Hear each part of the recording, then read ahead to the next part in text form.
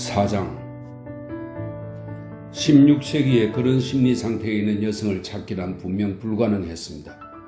엘리자베스 여왕 시대에 자녀들이 모여 두 손 모으고 무릎 꿇고 있는 모습을 새겨놓은 묘비와 여성들이 젊은 나이에 죽었다는 사실과 그들의 어둡고 비좁은 방이 있는 집을 생각만 해도 당시에는 어떤 여성도 시를 쓸 수 없었음을 깨닫게 됩니다. 시간이 좀 더 흐른 뒤 훌륭한 귀부인이 비교적 자유롭고 편안한 생활을 하는 덕분에 괴물로 비춰질 위험을 감수하고 자기 이름으로 출판할 것이라고 기대할 수 있겠죠. 남성들은 물론 속물이 아닙니다. 레베카 웨스트의 뻔뻔한 페미니즘을 조심스럽게 피하면서 생각을 이어나갔습니다. 백작 부인이 시를 쓰려고 노력하면 남성들은 대부분 지지를 보내며 높이 평가합니다. 자기를 가진 귀부인은 당시 이름 없는 작가였던 오스틴이나 브론테보다 훨씬 더 큰 격려를 받았을 겁니다. 하지만 귀부인도 두려움이나 증오 같은 낯선 감정으로 혼란을 겪었고 시에도 혼란의 흔적이 남았을 것으로 짐작할 수 있습니다. 레이디 원칠씨가 그런 경우라고 그녀의 시집을 꺼내며 생각했습니다. 그녀는 1661년 태어났지요. 출신 가문으로나 결혼으로나 명백한 귀족이었습니다. 자식은 없었고 시를 썼습니다. 시를 펼쳐보기만 해도 여성의 지위에 대해 분노하고 있음을 알 수 있습니다. 우리는 얼마나 몰락했는가. 잘못된 규칙 탓에 몰락한 천성이 아닌 교육이 빚어낸 바보들. 모든 지적 진보는 가로막히고 어리석을 것으로 예상되고 설계되었네. 뜨거운 상상력과 억눌린 야망을 품은 누군가 다른 이들 위로 솟아오르려 하면 강력한 반대파 어김없이 나타나고 번영을 향한 희망은 결코 두려움을 이기지 못하네. 확실히 레이디 원칠씨의 마음은 모든 장애물을 불태우고 눈부시게 빛나지 않았습니다. 오히려 정오와 불만으로 괴롭고 혼란스러웠지요. 그녀에게 인류는 두 파로 나뉘어 있었습니다. 남성은 반대파입니다. 남성은 정오와 두려움의 대상입니다. 여성이 하고자 하는 일인 글쓰기를 가로막을 권력을 가지고 있으니까요. 슬프다. 펜을 드는 여성은 주제넘은 동물로 간주되고 어떤 미덕으로도 그 잘못을 만회할 수 없네. 그들은 말하네. 우리가 우리의 성과 양식을 착각하고 있다고. 교양, 유행, 춤, 의상, 유희. 이것이 우리가 갖춰야 할 소양이라고. 쓰고 읽고 생각하고 묻는 것은 우리의 아름다움을 흐리게 하고 시간을 낭비하며 꽃다운 우리를 정복하는 것을 방해한다고. 누군가에게는 따분하고 굴욕적인 집안 살림이야말로 우리의 최고 기술이자 쓰임새라고 단언하네. 레이디 원칠씨는 자기 글이 출판되지 않으리라는 가정 아래 글을 쓰도록 자신을 격려했으며 슬픈 노래로 스스로를 위로했습니다. 소수의 친구들에게 그대 슬픔을 노래하라. 월계관은 그대 운명이 아니니 그대 그늘이 충분히 어둡기를 그대 그곳에서 만족하기를. 그녀의 마음이 정오와 두려움에서 해방되고 비통함과 원한을 쌓지 않을 수 있었다면 내면의 불길이 분명 뜨거웠을 겁니다. 이따금 순수한 시어들이 분출됩니다. 빛바랜 비단으로도 만들지 않겠네. 비길 데 없는 장미를 엉성하게. 이 시집을 편집한 존 미들턴 머리씨는 당연히 찬사를 보냈고 포퍼씨는 다른 시구들을 기억했다가 자기 시에 도용했습니다. 이제 노란 수선화가 나약한 머리를 압도하니 우리는 향기로운 고통 아래 쓰러지네. 이런 시를 쓸 수 있었던 여성이, 자연과 성찰의 마음이 열려있는 여성이 분노와 비통함에 내몰릴 수밖에 없었다는 것은 안타까운 일입니다. 하지만 달리 어떻게 해볼 수 있었을까요? 조롱과 웃음, 아첨꾼의 아부, 전문 시인들의 회의적인 태도를 떠올리며 자문했습니다. 레이디 원칠씨는 틀림없이 글을 쓰기 위해 시골 방에 자기를 가두고 비통함과 망설임으로 갈갈이 찢겼을 겁니다. 남편이 아무리 친절하고 결혼 생활이 아무리 완벽했다 해도 말입니다. 틀림없이라고 말한 이유는 레이디 원칠시에 관한 자료를 찾으려 하면 늘 알려진 사실이 거의 없음을 알게 되기 때문입니다. 그녀는 극심한 우울감으로 고통받았습니다. 우울감에 사로잡혔을 때 어떤 상상을 하는지 그녀의 이야기를 들어보면 어느 정도 짐작할 수 있습니다. 나의 시는 비난받고 내가 하는 일은 쓸데없이 어리석거나 주제넘은 짓이라고 여겨지지. 여기서 비난받는 일이란 우리가 아는 한 들판을 거닐며 꿈꾸는 누구에게도 해를 끼치지 않는 것이었습니다. 내 손은 낯선 것을 쫓기 좋아하고 알려진 평범한 길에서 벗어난다네. 빛바랜 비단으로도 만들지 않겠네. 비길 데 없는 장미를 엉성하게. 이런 것이 그녀의 습관이고 즐거움이었다면 기대할 것이라고는 비웃음밖에 없었겠지요. 포프 아니면 존 게이가 그녀를 끄적거리고 싶어 안달난 블루 스타킹. 이것은 18세기 영국 사교계에서 문학을 좋아하거나 여성 문학가를 자처하는 여성을 경멸하여 이르던 말입니다. 블루 스타킹이라고 풍자했다죠. 레이디 원칠시 또한 게이를 비웃어 불쾌하게 했다고 합니다. 게이의 트리비아를 가리켜 그는 의자에 앉기보다 의자 앞에서 걸어다니는 데 적합한 사람임을 보여주는 작품이라고 말했으니까요. 머리씨는 이 모든 것이 의심스러운 헛소문이며 흥미없는 이야기라고 말합니다. 하지만 나는 동의하지 않습니다. 의심스러운 헛소문이라도 더 많았으면 하는 것이 내 바람이니까요. 들판을 거닐고 낯선 것을 생각하기 좋아하며 경솔하고 현명하지 못하게도 따분하고 굴욕적인 집안 살림을 경멸했던 이 우울한 귀부인의 이미지를 찾아내고 만들어내기라도 하려면 말이죠. 머리씨는 그녀가 산만해졌다고 말합니다. 그녀의 재능은 잡초로 뒤덮이고 진레 등굴에 휘감겼습니다. 멋지고 훌륭한 재능임을 내볼 기회가 없었으니까요. 그녀의 책을 제자리에 놓고 다른 귀부인 쪽으로 고개를 돌렸습니다. 램의 사랑을 받았던 변덕스럽고 별난 마그릿 뉴캐슬 공작 부인, 이것은 마그릿 캐번디시를 이야기합니다. 영국에서 최초로 출판을 염두에 두고 글을 쓴 여류 작가입니다. 뉴캐슬 공작 부인입니다. 레이디 원칠스보다 나이는 많았지만 동시대를 살았죠. 두 사람은 매우 달랐지만 귀족이고 아이가 없고 최고의 남편과 결혼했다는 점에서 같았습니다. 시에 대해 똑같은 열정을 불태우고 똑같은 이유로 망가지고 훼손되었습니다. 공작 부인의 책을 펴보면 똑같은 분노의 분출을 발견할 수 있습니다. 여성은 박쥐와 올빼미처럼 살고 짐승처럼 일하며 벌레처럼 죽는다. 마그릿 역시 시인이 될 수 있었을지도 모릅니다. 우리 시대라면 그녀의 모든 활동이 어떤 운명의 바퀴를 돌려놓았을 겁니다.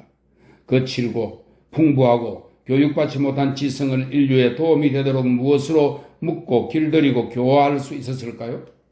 그녀의 지성은 운문과 산문, 시와 철학의 급류에 휩쓸려 뒤죽박죽 쏟아져 나왔고 지금은 아무도 읽지 않는 사절판 혹은 이절판 책에 엉겨 붙어 있습니다. 그녀는 손에 현미경을 들었어야 합니다. 별을 관찰하고 과학적으로 추론하는 법을 배웠어야 합니다. 고독과 자유가 그녀의 기질을 변질시켰습니다. 아무도 그녀를 붙잡아주지 않았지요. 아무도 가르치지 않았습니다. 교수들은 아첨했고 궁중에서는 야유를 보냈죠. 에거턴 브리지스 경은 궁중에서 자란 지체 높은 여성에게서 흘러나오는 것 치고는 천박하다며 투덜거렸습니다. 그녀는 웰베에게 홀로 틀어박혔습니다. 마그릿 캐번디시를 생각하면 얼마나 외롭고 광기 어린 장면이 떠오르는지요. 마치 거대한 오이가 정원에 가득 핀 장미와 카네이션 위로 뻗어나와 그 꽃들을 질식시켜 죽이려는 것 같습니다. 얼마나 큰 낭비일까요? 가장 잘 자란 여성은 시민의 마음을 지닌 사람이다. 이렇게 썼던 여성이 터무니없는 글이나 끄적이고 어둠과 어리석음에 빠져들어 시간을 허비한 나머지 집 밖에 나서면 사람들이 마차주 위에 몰려들 지경이 되었으니까요. 미친 공작 부인은 분명 똑똑한 소녀들을 막연히 겁에 질리게 하는 유령과도 같은 존재가 되었습니다. 공작 부인의 책을 밀어놓고 월리엄 템플경의 아내인 도로시 오즈번의 서한집을 펼치면서 그녀가 남편에게 공작 부인의 새 책에 관해 쓴 편지가 기억났기 때문입니다. 그 불쌍한 부인은 약간 정신이 나갔나 봐요. 그렇지 않고서야 책을, 그것도 운문으로 쓸 만큼 어리석지는 않았을 테니까요. 나라면 2주일 동안 잠을 못 잔다 해도 그렇게 되지는 않을 거예요. 지각 있고 정숙한 여자는 책을 쓸 수 없었기에 공작 부인의 기질과 정반대로 섬세하고 우울한 도로시는 아무것도 쓰지 않았습니다. 편지는 문제되지 않았지요. 여성은 아버지 병상 옆에 앉아 편지를 쓸 수 있었습니다. 남자들이 대화하는 동안 방해되지 않게 난로가에서 쓸 수도 있었죠. 도로시의 서한 집을 넘기면서 교육도 받지 않은 외톨이 소녀가 문장을 구사하고 장면을 만들어내는 재능이 있다는 사실이 신기했습니다. 이어지는 이야기를 들어보시죠. 저녁을 먹은 후 우리는 앉아서 이야기를 나누었어요. B씨가 무엇인가 물어보려 들어와 나는 나왔어요. 뜨거운 한낮에는 책을 읽고 일하면서 시간을 보냈고 7시쯤 집에서 아주 가까운 공터로 나갔어요. 젊은 아가씨들 여럿이 양과 염소를 지키며 그늘에 앉아 사랑 노래를 부르더군요. 그쪽으로 다가가 아가씨들의 목소리와 아름다움을 책에서 읽은 옛 양치기 소녀들과 비교해 보았어요. 상당한 차이가 있었지만 아가씨들도 옛 소녀들만큼 순수하다고 생각해요. 대화를 나누어보고 아가씨들이 세상에서 가장 행복한 사람이 되기 위해 필요로 하는 건 아무것도 없다는 걸 알게 되었어요. 단지 자신들이 그런 사람이라는 사실을 깨닫는 것 말고는요. 한창 대화를 나누는데 한 아가씨가 주위를 두리번거리더니 자기 암소가 밭에 들어가는 걸 보았지요. 아가씨들은 발꿈치에 날개라도 달린 것처럼 우르르 달려갔어요. 나는 그렇게 재빠르지 못해 뒤에 남아 있었어요. 아가씨들이 가축을 우리로 몰고 가는 걸 보고 나도 돌아가야 할 시간이라고 생각했어요. 저녁을 먹고 정문에 나가 옆에 흐르는 작은 개울을 바라보았어요. 개울가에 앉아있으니 당신 생각이 나더군요. 당신도 함께 있으면 얼마나 좋았을까요? 누구든 도로시에게 작가가 될 소질이 있다고 단언할 수 있을 겁니다. 하지만 나라면 2주일 동안 잠을 못 잔다 해도 그렇게 되지는 않을 거예요 라는 말에서 드러나듯 글쓰기에 대단한 능력을 가진 여성조차 책을 쓰는 것은 어리석고 심지어 정신 나간 사람임을 보여주는 일이라고 믿었으니 여성의 글쓰기에 대한 반감이 어느 정도 만연되어 있었는지 짐작할 수 있습니다. 도로시 오스본이 남긴 단 한 권의 짧은 서한집을 제자리로 돌려놓고 벤 부인, 이 사람은 글쓰기를 생업으로 삼은 영국 최초의 여성 극작가이자 소설가입니다. 17세기 사람입니다. 벤 부인으로 넘어갔습니다. 벤 부인과 더불어 우리는 매우 중요한 전환점을 돌게 됩니다. 이절판 책에 파묻혀 스스로를 정원에 가둔 채 읽어주는 이도 비평하는 이도 없이 오직 스스로의 즐거움만을 위해 책을 쓴 고독한 귀부인들과 작별을 고하게 되니까요. 우리는 도시로 나와 거리에서 평범한 사람들과 어깨를 스칩니다. 벤 부인은 유머와 생기, 용기 같은 서민의 미덕을 모두 갖춘 중류층 여성이었습니다. 남편의 죽음과 몇 가지 불행한 사건으로 인해 자신의 재능으로 먹고 살 수밖에 없었습니다. 남자들과 대등하게 일해야 했지요. 그녀는 열심히 일해 먹고 사는데 충분할 만큼 벌었습니다. 이 사실이 무엇보다 중요합니다. 심지어 그녀가 쓴 1000명의 순교자를 만들어내나 사랑은 찬란한 승리 안에 인내 같은 빛나는 작품들보다 더 중요합니다. 이제부터 마음의 자유가, 아니 시간이 흐름에 따라 마음 가는 대로 자유롭게 쓸 가능성이 시작되기 때문입니다. 에프라펜이 해냈으므로 소녀들은 부모에게 가서 말할 수 있겠죠. 제게 용돈 주지 않아도 돼요. 저도 글 써서 제 힘으로 돈 벌 수 있어요. 물론 그 후로도 여러 해 동안 돌아올 대답은 그래, 에프라펜처럼 살겠다고? 차라리 죽는 게 낫겠다. 이겠죠. 무는 더 빨리 쾅 다칠 테고요. 여기서 매우 흥미로운 주제, 즉 남성이 여성의 순결에 부여하는 가치와 그것이 여성의 교육에 미치는 영향이 토론거리로 등장합니다. 그 턴이나 유넘의 여학생이 이 문제를 파고든다면 흥미로운 책이 나올 수도 있을 겁니다.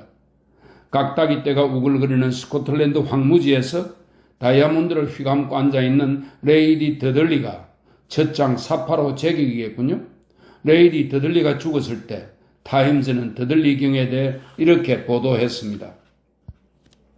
세련된 취향의 다재다능한 사람으로 관대하고 후했지만 종잡을 수 없이 독재적이기도 했다. 아내에게 언제나 정장을 강요했는데 스코틀랜드 고지에서 제일 멀리 떨어진 사냥 막사에서도 그랬다. 그는 아내에게 화려한 보석을 가득 안겨주었다. 이어서 다음과 같이 썼습니다. 그는 아내에게 모든 것을 주었지만 늘 책임감만은 예외였다. 더들리경이 뇌졸중으로 쓰러진 후 그녀는 남편을 간호하며 탁월한 능력으로 계속 재산을 관리했습니다. 종잡을 수 없는 폭정이 19세기에도 여전히 존재했습니다. 다시 돌아가 보죠. 에프라벤은 바람직한 자질을 희생했을지 모르지만 글을 써서 돈을 벌 수 있음을 증명했습니다. 글쓰기는 점차 어리석거나 정신이 나간 징후가 아니라 실질적인 중요성을 갖게 되었습니다. 남편이 죽거나 가정에 재난이 닥칠 수도 있습니다. 18세기가 저물 무렵 수백 명의 여성이 용돈에 보태거나 가족을 도우려고 번역을 하기도 하고 수많은 저질 소설을 쓰기도 했습니다. 이 소설들은 교과서에는 실리지 않았지만 런던 체킹 크로스가 서점의 4펜스짜리 상자에서 골라 잡을 수 있습니다. 18세기 후반 여성들 사이에서 드러난 지극히 왕성한 정신적 활동, 예컨대 대화와 모임, 셰익스피어에 관한 에세이 쓰기, 고전 번역 등은 여성이 글쓰기로 돈을 벌 수 있다는 엄연한 사실에 기초하고 있었죠. 대가가 지불되지 않을 때에는 하찮았던 일이 돈으로 위험을 갖추게 됩니다. 끄적거리고 싶어 안달난 블루스타킹을 비웃는 것이야 여전했지만 그들이 지갑에 돈을 넣을 수 있다는 사실은 부정할 수 없었지요. 18세기가 마지막을 향해 갈 무렵 변화가 일어났습니다. 내가 만약 역사를 다시 쓴다면 십자군이나 장미전쟁보다 더 상세하게 묘사하고 더 중요하게 생각할 겁니다. 즉 중류층 여성이 글을 쓰기 시작한 겁니다. 오만과 편견이 중요하다면, 그리고 미들마치와 빌레트, 폭풍의 언덕이 중요하다면, 시골 저택에 틀어박혀 자기가 쓴 이절판 책과 아첨꾼들에게 둘러싸여 있던 외로운 귀족뿐만 아니라 일반 여성이 글을 쓰기 시작했다는 사실은 한 시간의 강연에서 미처 설명할 수 없을 정도로 훨씬 더 중요합니다. 선구자가 없었다면 제인 오스틴과 브론테 자매와 조지 엘리엇은 글을 쓸 수 없었을 겁니다. 마찬가지로 셰익스피어도 말로도 초스도 먼저 길을 닦고 언어의 야만적 자연성을 길들이 망각된 시인들이 없었다면 글을 쓰지 못했겠죠. 글짝이란 홀로 외롭게 태어나는 것이 아니니까요. 글짝은 오랜 세월 수많은 사람들이 함께 생각한 결과이기에 하나의 목소리 이면에 집단의 경험이 존재합니다. 제인 오스틴은 페니 버니 무덤에 화환을 바치고 조지 엘리엇은 엘리자 카트, 일찍 일어나 그리스를 배우려고 침대에 종을 매달았던 용감한 노부인입니다. 엘리자 카트의 강인한 그림자에 경의를 표했어야 합니다. 상당한 무리를 빚었지만 마땅히 그녀의 자리인 웨스트민스터 사원에 안치된 에프라벤의 무덤에 모든 여성은 꽃을 바쳐야 합니다. 여성에게 마음을 표현할 권리를 가져다 준 사람이 그녀였으니까요. 비록 그녀가 그늘지고 다소 문란했지만 말입니다. 내가 오늘 밤 여러분에게 전혀 허황된 소리로 들리지 않게 여러분의 재능으로 1년에 500파운드를 버십시오라고 말할 수 있도록 만든 사람도 그녀입니다. 이제 19세기 초에 이르렀습니다. 여기서 처음으로 서가 몇 단이 여성의 작품으로 채워져 있음을 발견했습니다. 책들을 훑어보면서 왜 몇몇을 제외하고 전부 소설인지 묻지 않을 수 없었죠. 최초의 충동은 시를 향한 것이었습니다. 노래의 최고 정상은 여류 시인이었습니다. 프랑스와 영국 모두 여류 소설가보다 여류 시인이 먼저 등장했죠. 유명한 네 사람의 이름을 보면서 생각했습니다. 조지 엘리엇은 에밀리 브론테와 어떤 공통점이 있을까? 샬럿 브론테는 제인 오스틴을 전혀 이해하지 못한 게 아닐까? 모두 아이가 없었다는 약간의 연관성을 제외하고는 그들보다 더 어울리지 않는 네 사람이 한 방에 모이기란 어려울 겁니다. 그들이 만나 대화를 나누는 장면을 연출해보고 싶기까지 합니다. 글을 쓸 때 그들은 알 수 없는 이상한 힘에 이끌려 소설을 써야 했습니다. 중류층 출신이라는 것과 관련이 있는지 자문해 보았습니다. 얼마 뒤 에밀리 데이비스 양이 매우 인상적으로 입증했듯이 19세기 초 중류층 가정에 거실이 하나밖에 없었다는 사실과 관련이 있을까요? 여성이 글을 쓰려면 공동 거실에서 쓸 수밖에 없었을 겁니다. 나이팅게일 양이 불만을 터뜨렸듯이 여성은 단 30분도 자기만의 시간을 갖지 못하고 늘 방해받았습니다. 시나 희곡보다 산문과 픽션을 쓰기가 더 쉬웠겠지요. 덜 집중해도 되니까요. 제인 오스틴은 생애 마지막 날까지 그렇게 글을 썼습니다. 그녀의 조카는 회고록에서 이렇게 말했습니다. 고모가 이 모든 것을 어떻게 이루어냈는지 놀라울 뿐이다. 고모에게는 자주 갈만한 독립된 서재가 없었고 작품 대부분을 공동거실에서 일상적인 온갖 방해를 받으며 써야 했기 때문이다. 고모는 자신이 하는 일이 하인이나 방문객, 가족이 아닌 사람들에게 들키지 않도록 조심했다. 제인 오스틴은 원고를 숨기거나 앞지 한 장을 위에 덮어 놓았습니다. 19세기 초 여성이 받은 문학 훈련이라고는 성격 관찰과 감정 분석이 고작이었습니다. 여성의 감수성은 몇 세기 동안 공동 거실의 영향을 받아 훈련되었습니다. 사람들의 감정이 깊은 인상을 남기고 개인들의 관계가 항상 눈앞에 있었죠. 그러다 보니 중류층 여성이 글을 쓰게 되자 자연스럽게 소설을 썼습니다. 분명히 드러나 보이듯 여기서 말한 4명의 유명한 여성 중 2사람은 타고난 소설가는 아니었습니다. 에밀리 브론테는 시극을 썼어야 했습니다. 조지 엘리엇의 넘쳐나는 넓은 마음은 그 창조적 충동을 역사나 정기에 쏟아부었을 때 마음껏 펼쳐졌을 겁니다. 하지만 그들은 소설을 썼습니다. 한 걸음 더 나아가 그들은 훌륭한 소설을 썼다고 말할 수 있을 거라고 서가에서 오만과 편견을 꺼내며 생각했습니다. 남성들에게 자랑하거나 상처를 주지 않고도 우리는 오만과 편견이 훌륭한 책이라고 말할 수 있습니다. 어쨌든 오만과 편견을 쓰고 있는 것을 들킨다 해도 부끄러워할 필요가 없었습니다. 하지만 제인 오스틴은 누가 들어오기 전에 원고를 감출 수 있게 문의 경첩이 삐걱거리는 것을 다행으로 여겼습니다. 제인 오스틴에게는 오만과 편견을 쓰는 것을 왠지 창피하게 여기는 마음이 있었죠. 만약 제인 오스틴이 방문객에게 원고를 숨겨야 한다는 생각을 하지 않았다면 오만과 편견은 더 나은 소설이 되었을까요? 답을 얻기 위해 한두 쪽 읽어보았지만 그녀의 상황이 작품에 조금이라도 해를 입힌 흔적은 찾지 못했습니다. 그것이야말로 가장 큰 기적이었습니다. 1800년 무렵 정오나 비통함, 두려움 없이 항의하거나 설교하지 않으면서 글을 쓴 한 여성이 여기 있습니다. 셰익스피어가 글을 쓸 때 그랬을 거라고 안토니와 클레오파트라를 보며 생각했습니다. 사람들이 셰익스피어와 제인 오스틴의 공통점을 찾아 비교한다면 두 사람의 마음의 모든 장애물을 깨끗이 태워버렸음을 의식할 수 있을지도 모릅니다. 그런 의미에서 우리는 제인 오스틴을 알지 못하고 셰익스피어를 알지 못합니다. 그런 의미에서 제인 오스틴은 그녀가 쓴 단어 하나하나에 스며들어 있고 셰익스피어 역시 그러합니다. 만약 제인 오스틴이 자신이 처한 환경에서 고통받았다면 제한된 삶 때문이었을 겁니다. 여성은 혼자 돌아다니지 못했습니다. 그녀는 한 번도 여행을 하지 않았지요. 성안마차를 타고 런던 시내를 다닌 적도, 식당에서 혼자 점심을 먹은 적도 없었습니다. 자신이 갖지 못한 것은 바라지 않는 것이 제인 오스틴의 성격이었는지도 모르지요. 그녀의 재능과 상황이 완벽하게 들어맞았습니다. 제인 에어를 펼쳐 오만과 편견 옆에 놓으며 샬럿 브론테도 그럴지 의문이 들었습니다. 제인 에어의 12장을 펼치자 원하는 사람은 누구나 나를 비난해도 좋다는 문장이 눈길을 사로잡았습니다. 무엇 때문에 사람들이 샬럿 브론테를 비난할까 의아했습니다. 페어팩스 부인이 젤리를 만드는 동안 제인 에어가 지붕으로 올라가곤 했으며 멀리 들판 너머를 바라보았다는 구절을 읽었습니다. 제인 에어는 갈망했습니다. 바로 이 때문에 그녀는 비난받았지요. 그 순간 나는 경계를 뛰어넘는 시력을 갈망했다.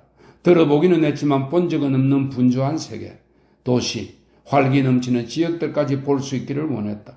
지금보다 실제 경험을 더 많이 쌓고 싶었다. 나와 비슷한 사람들과 더 많이 교제하고 이곳에서 만날 수 없는 여러 성격의 사람들과 친분을 나누고 싶었다. 페어팩스 부인의 장점과 아델라의 좋은 점을 높이 평가하지만 그것과는 다른 보다 생기 넘치는 미덕이 존재한다고 믿었고 내가 믿는 것들을 직접 보고 싶었다. 누가 나를 비난할까? 틀림없이 많은 사람들이 비난하겠지. 그리고 나를 불만투성이라고 하겠지. 어쩔 수 없었다. 동요하는 것이 나의 천성이었다. 그것은 이따금 나를 고통스럽게 휘저어 놓았다. 인간이 평온한 삶에 안주해야 한다고 말하는 것은 헛된 일이다. 인간은 행동을 취해야 한다. 행동할 거리를 찾지 못하면 만들어서라도 할 것이다. 수백만 명의 사람들이 나보다 더 고요한 삶을 살라는 저주를 받고 수백만 명의 사람들이 자기 운명에 조용히 반기를 든다. 지상에 사는 숱한 생명 가운데 얼마나 많은 저항이 무르익고 있는지 아무도 모른다. 여성은 차분해야 한다고 흔히 생각한다. 하지만 여성도 남성과 똑같이 느낀다. 여성도 남자 형제들처럼 능력을 훈련받기 원하고 활동할 터전이 필요하다. 여성도 남성과 똑같이 너무 엄격한 통제와 꼼짝달싹 못할 정체로 인해 고통받는다. 더 많은 특권을 누리는 동료 남성들이 여성은 오직 푸딩을 만들고 양말을 짜거나 피아노를 치고 가방에 수나 놓아야 한다고 말한다면 그것이야말로 편협한 마음이다. 여성이 관습에 따라 필요하다고 여겨지는 것 이상으로 더 많은 일을 하려 하거나 배우려 한다고 비난하거나 비웃는 것은 지각 없는 행동이다. 이렇게 혼자 있을 때 가끔 그레이스 풀의 웃음소리가 들렸다. 이 부분이 어색한 단절이라고 생각했습니다. 난데없이 그레이스 풀이 나오다니 당황스럽죠. 연속성이 깨집니다. 오만과 편견 옆에 책을 내려놓으며 생각을 이어나갔습니다. 이 부분을 쓴 여성은 제인 오스틴보다 더 재능이 많다고 말할 수도 있겠죠. 하지만 반복해서 읽어보고 그 안의 경련과 분노를 주의 깊게 살펴보면 그녀가 결코 재능을 온전하고 완전하게 표현하지 못하리라는 사실을 알게 됩니다. 그녀의 책들은 기형이 되고 뒤틀릴 겁니다. 차분하게 써야 할 대목에서는 분노에 차서 쓰고 지혜롭게 써야 할 곳에서는 어리석게 쓰겠죠. 등장인물에 대해 써야 할 때 자기 이야기를 쓰고요. 그녀는 운명과 전쟁을 벌이고 있습니다. 뒤틀리고 좌절당한 그녀가 어떻게 젊은 나이에 죽지 않을 수 있겠습니까? 만일 샬럿 브론테가 1년에 가령 300파운드를 소유했다면 어떤 일이 일어날까요? 하지만 이 어리석은 여성은 자기 소설의 판권을 1500파운드에 팔아넘겼습니다. 분주한 세계, 도시, 활기 넘치는 지역들에 대해 더 많이 알고 실제 경험이 풍부했다면 자기와 비슷한 사람들과 더 많이 교제하고 여러 성격의 사람들과 친분을 나누었다면 어떻게 되었을까요? 앞에 인용한 글에서 그녀는 소설가로서 자신뿐만 아니라 같은 시대를 사는 여성들의 결함까지 정확하게 지적했습니다.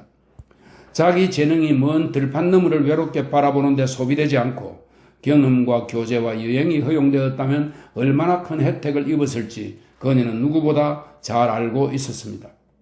하지만 허용되지 않았죠. 그런 것들은 주어지지 않았습니다. 우리는 빌렛, 에마, 폭풍의 언덕, 미들마치 같은 훌륭한 소설이 점잖은 목사 집안에서 일어날 만한 삶의 경험밖에 갖지 못한 여성들이 썼다는 사실을 인정해야 합니다. 점잖은 집의 공동 거실에서 썼고 너무 가난해서 폭풍의 언덕이나 제인 에어를 쓸 종이를 한 분에 몇 묶음밖에 사지 못했던 여성들이 썼음을 받아들여야 합니다. 사실 그들 중 한 명인 조지 엘리엇은 많은 시련 끝에 탈출했지만 결국 세인트 존스우드의 시골 저택에 은둔했지요. 그곳에서 그녀는 세상의 비난이라는 그늘에 정착했습니다. 그녀는 이렇게 썼습니다. 초대해달라고 요청하지 않은 분은 절대로 초대하지 않음을 이해해 주시기 바랍니다. 기혼 남자와 동거하는 죄를 짓고 살고 있으니 혹시라도 스미스 부인이든 누구든 그녀와 함께 있는 것이 눈에 띄었다가는 정조가 훼손되지 않을까요? 사람은 누구나 관습에 복종해야 하므로 그녀는 소위 세상으로부터 단절되어야 합니다. 동시대의 유럽의 다른 한쪽에서는 한 젊은 남자가 이런 집시 여인, 저런 귀부인과 자유분방하게 살았습니다. 전쟁에도 나갔죠. 아무런 제약도 금열도 받지 않고 온갖 인생 경험을 했고 이는 훗날 책을 쓸 때 훌륭한 자산이 되었습니다. 톨스토이가 기혼자와 프라이어리, 조지 엘리엇이 조지 헨리 루이스와 같이 살았던 집입니다. 톨스토이가 기혼녀와 프라이어리에서 소위 세상으로부터 단절되어 은둔 생활을 했다면 아무리 도덕적으로 교화한다 해도 전쟁과 평화를 쓰지 못했겠죠. 이제 소설을 쓰는 문제와 성이 소설가에게 미치는 영향을 좀 더 깊이 파고들 수 있을 겁니다. 눈을 감고 소설을 전반적으로 생각해 보면 삶에 대해 거울 같은 유사성을 가진 창조물로 보일 겁니다. 물론 무수히 많은 부분이 단순화되고 왜곡되겠지만요.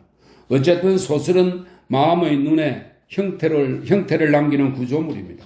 때로는 사각형이고 때로는 탑 모양이며 양옆으로 뻗어 회랑을 만들고 콘스탄티노플의 성 소피아 성당처럼 단단하고 둥근 지붕이 되기도 합니다. 몇몇 유명한 소설을 돌이켜보면 이런 형태는 그에 어울리는 감정을 촉발합니다. 하지만 곧 다른 감정들과 뒤섞입니다. 형태는 돌과 돌이 아니라 인간과 인간의 관계에서 만들어지니까요. 소설은 서로 적대적이고 상반되는 온갖 감정을 불러일으킵니다. 삶은 삶이 아닌 어떤 것과 충돌합니다. 그래서 소설에 대한 합의에 이르기가 어렵고 개인적인 편견이 엄청난 영향을 미칩니다.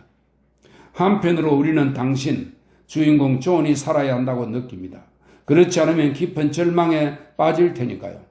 다른 한편으로 우리는 슬프게도 존, 당신이 죽어야 한다고 느낍니다. 책의 형태가 그러하니까요. 삶이 아닌 어떤 것과 충돌합니다. 하지만 그것이 부분적으로는 삶이기 때문에 우리는 삶이라고 판단합니다. 제임스는 내가 제일 싫어하는 부류의 인간이야 라고 누군가 말합니다. 아니면 이건 뒤죽박죽 엉망진창이야. 나는 그런 거 절대 못 느꼈어 라고요. 어떤 유명한 소설을 살펴봐도 명백한 사실은 전체 구조가 끝없이 복잡하다는 겁니다. 소설이란 수많은 서로 다른 판단과 수많은 서로 다른 감정으로 이루어지기 때문입니다. 놀라운 점은 그렇게 구성된 책이 1, 2년 이상 유지된다는 것과 영국 독자나 러시아, 중국 독자에게 주는 의미가 크게 다르지 않다는 사실입니다. 때로는 아주 탁월하게 생명을 유지해 나갑니다. 드물게 살아남는 경우 책의 생명을 유지시키는 것은 이른바 성실성입니다. 나는 전쟁과 평화를 생각했습니다. 이는 빚을 갚는다거나 비상시에 명예롭게 행동하는 것과는 관계가 없습니다. 소설가에게 성실성이란 작가가 독자에게 주는 이것이 진실이라는 확신입니다.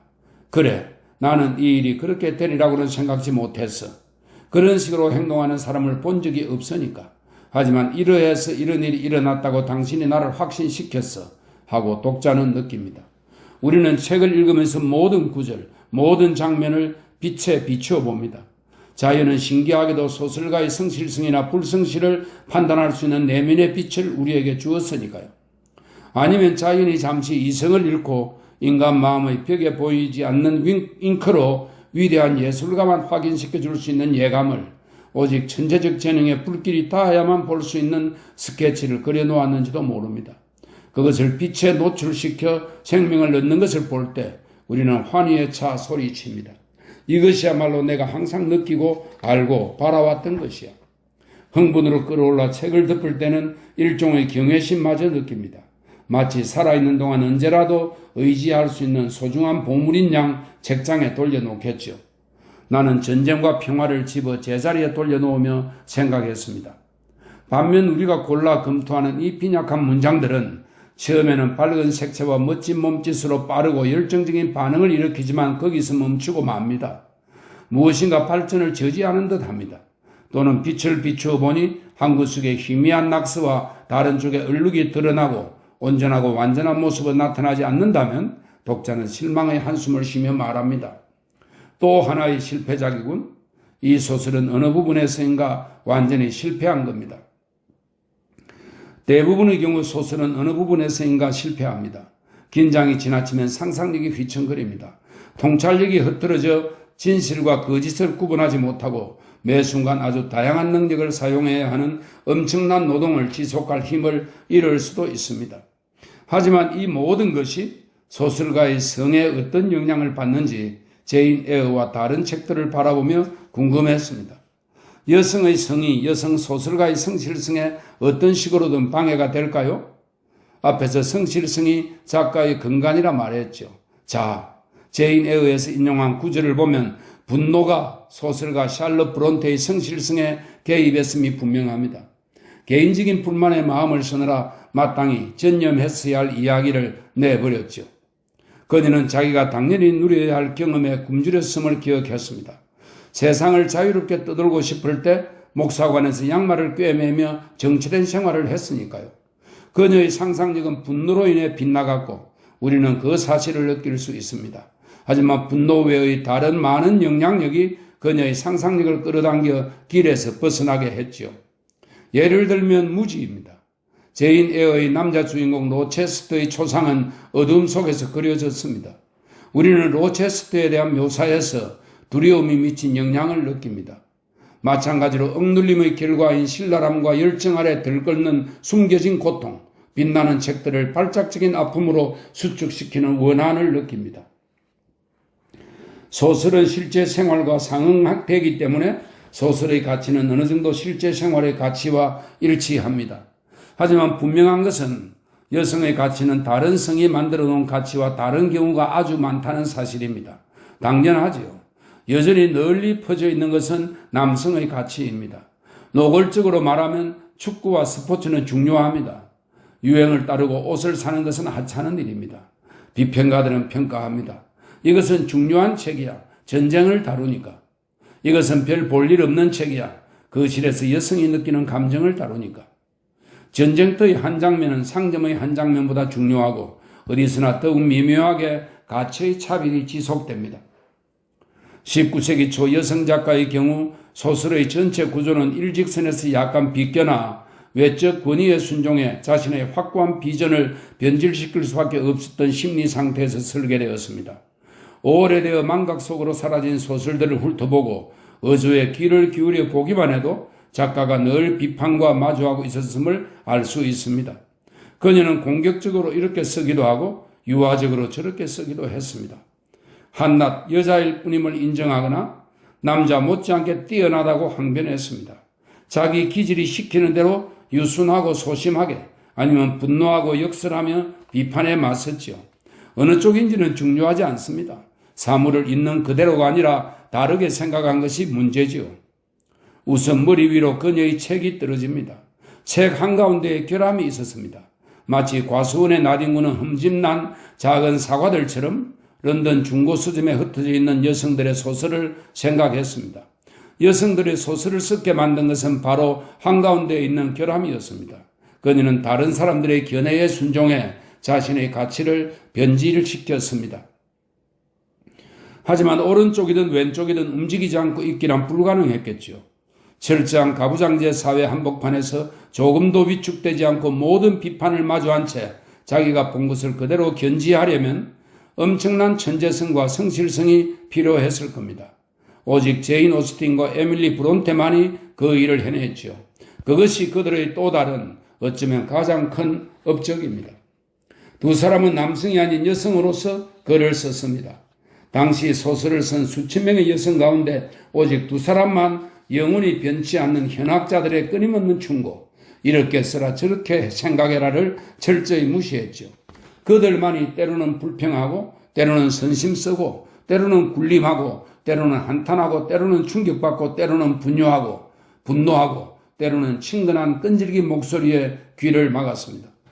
그 목소리는 여성을 내버려 두지 않고 지나치게 고지식한 가정교사처럼 딱 달라붙어 에거턴 브리지스경이 그랬듯이 여성에게 품위를 지키라고 명령합니다. 심지어 시비평에 성비평을 끌어들이기도 하지요. 여성은 형이상학적 목표를 가지고 있다. 이것은 특히 여성에게 위험한 강박관념이다. 여성은 남성과 같은 수사학에 대한 건전한 애정이 거의 없기 때문이다. 다른 점에서는 더 원시적이고 물질주의적인 여성에게 그런 점이 결핍되어 있다는 것은 이상한 일이다. 이건 새로운 기준에 나오는 내용입니다.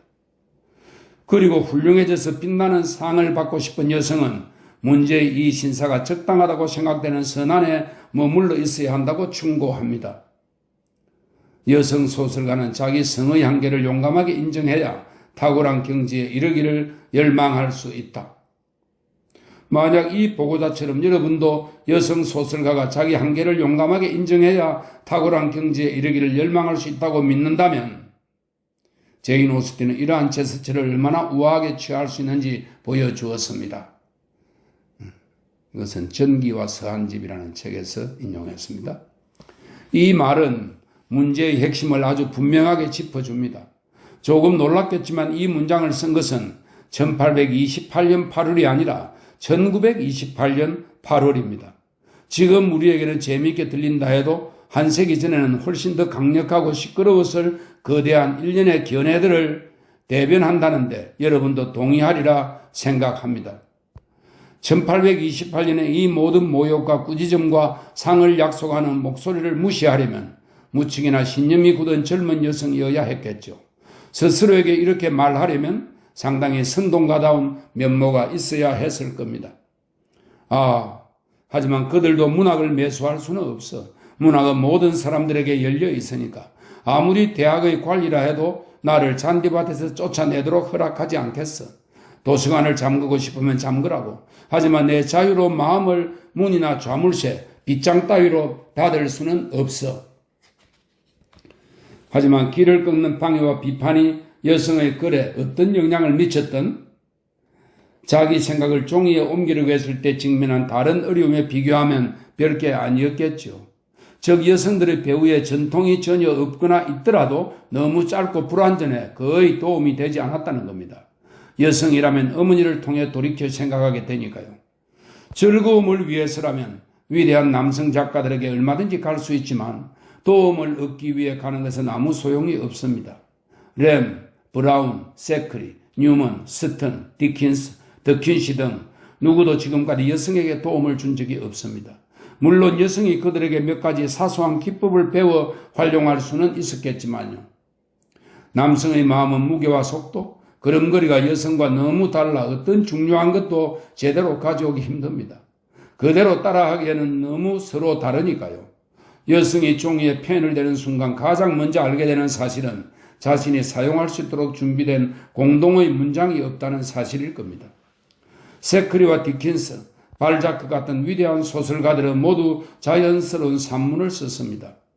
속도감이 있지만 흐트러지지 않고 표현이 풍부하면서도 점점 빼지 않고 고요한 색을 띠면서도 공동의 자산으로 남을 수 있는 글이었죠. 그들은 당시 통용되던 문장에 기반을 두고 있었습니다. 19세기 초에 통용되던 문장은 이런 식이었습니다. 그들 작품의 장중함은 작업을 그만두지 말고 지속해 나가야 한다는 논거였다. 그들은 예술성을 발휘하고 끝없이 진실과 아름다움을 창조하면서 최고의 흥분과 만족을 느낄 수 있었다. 성공은 능력 발휘를 촉구하고 습관은 성공을 용이하게 한다. 이것은 남성의 문장입니다. 문장 뒤로 존슨과 기본, 그 밖의 남성 작가들을 볼 수 있습니다. 여성이 사용하기에는 적합하지 않은 문장이었죠. 샬럿 브론테는 산문에 탁월한 재능이 있었으나 그 엉성한 무기를 손에 들고 휘청거리며 쓰러졌습니다. 조지 엘리엇은 형언할 수 없는 큰 실수를 저질렀죠.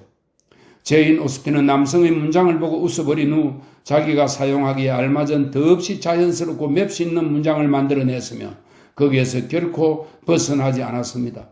샬럿 브론테보다 글 쓰는 재능은 부족했지만 훨씬 더 많은 것을 말할 수 있었죠. 표현의 자유와 풍부함은 예술의 근원이기에 전통과 도구의 길핍 및 부적절함은 여성의 글쓰기에 막대한 영향을 미쳤을 겁니다. 더욱이 책이란 단순히 문장을 이어붙인 것이 아니라 비유적으로 표현하자면 회랑이나 둥근 지붕 같은 문장들로 이루어집니다. 이러한 형태도 남성의 필요에 의해 남성이 사용하기 위해 남성이 만들어 왔죠. 문장이 여성에게 알맞지 않은 것처럼 서사시나 시극 형식이 여성에게 적합하다고 생각할 이유가 없습니다. 여성이 작가가 되었을 무렵에는 이미 오랜 문학 형식이 굳어져 완성되어 있었죠. 소설만이 여성이 편하게 다룰 수 있을 정도로 유연한 새로운 형식이었습니다. 이것이 어쩌면 여성이 소설을 쓰게 된 또 다른 이유일 겁니다. 하지만 가장 유연한 형식인 소설이 지금도 여성이 쓰기에 적합한 형태라고 누가 말할 수 있겠습니까? 팔다리를 자유로이 사용할 수 있게 되면 여성은 틀림없이 그것을 부수고 자신을 위한 형태를 만들 겁니다. 또 운문이 아니더라도 자기 내면의 시를 전달할 새로운 수단을 마련할 겁니다. 여전히 출구가 막혀 있는 것이 시니까요. 나는 이어서 곰곰이 생각했습니다. 오늘날 여성이 5막짜리 시 비극을 쓸까? 운문을 사용할까? 오히려 산문으로 쓰지 않을까? 하지만 이런 것들은 미래의 어슴푸레한 빛 속에 놓인 어려운 문제들입니다. 지금은 내버려 두어야겠지요.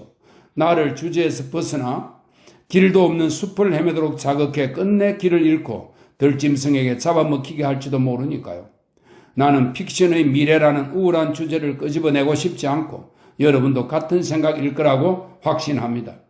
여기서 잠시 멈춰 미래의 여성의 신체 조건이 수행해야 할 커다란 역할에 대해 여러분의 관심을 환기시키고자 합니다. 책은 어떻게든 몸에 적응해야 합니다. 과감하게 말하면 여성의 책은 남성의 책보다 짧고 함축적이며 긴 시간 방해받지 않고 꾸준히 읽지 않아도 괜찮도록 구성되어야 합니다. 여성은 늘 방해받으니까요. 두뇌의 정보를 전달하는 신경도 여성과 남성이 다른 것 같습니다. 여성이 최선을 다해 노력하게 만들려면 어떻게 대해야 적합할지 알아내야 합니다. 예를 들어 수도사들이 수백 년 전에 고안했을 몇 시간짜리 강의가 적합한지, 어떤 방식으로 일과 휴식을 교대로 하는 것이 필요한지 알아내야 합니다. 휴식은 아무것도 하지 않는 것이 아니라 다른 일을 하는 것으로 해석해야겠죠. 다른 일은 무엇이 되어야 할까요? 이 모든 것들이 논의되고 밝혀져야 합니다.